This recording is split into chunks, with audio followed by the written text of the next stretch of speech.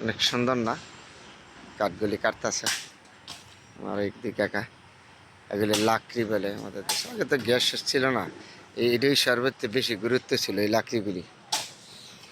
দামও ছিল, এখন আবার এরকম না, তো জ্বালানি বিভিন্ন ধরনের তৈরি করে সে জ্বালানি খরচ করে এখন। তারপরে এই যে দুই মুরব্বী কাটতেছে, খুব সুন্দর লাগছে না কাজগুলি?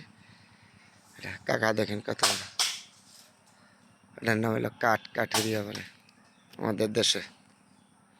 পাহাড় থেকে কাটতে আনছে গাছগুলি, জঙ্গল থেকে। খুব সুন্দর সুন্দর গাছ।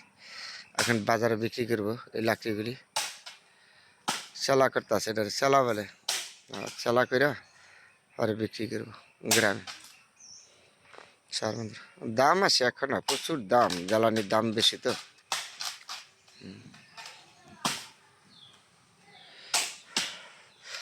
এটা আমার জন্মভূমি এলাকা, আমি এই এলাকাতে জন্ম হয়ে গেছি তো। এই যে এলাকার মানুষ হয়তো আজকে পেশা নিয়ে দূর দূরান্তে থাকি, দেখিনি খুব কম আর কি। তাহলে আজকে আবার গ্রামে আসলাম, ওই চোখের সামনে পড়ে গেল।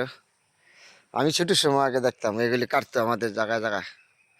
হ্যাঁ, আমি আবার এই গ্রামের, এই মাটির জন্ম, এই গ্রাম সন্ধে জেলা, এর জন্য আমার বহুদিন পরে দেখলাম, খুব সুন্দর লাগলো।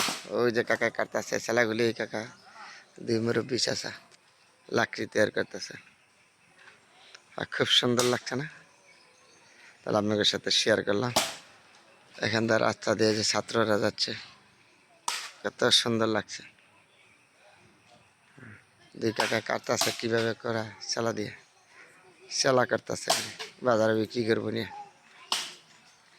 দাম এখনো প্রচুর দাম গ্রামের ভিতরে, কী হয়ে যায়। ছাত্ররা দিতেছে হাইটা রাস্তা দিয়ে, মাদ্রাসার ছাত্ররা। খুব সুন্দর লাগছে না জায়গাটা?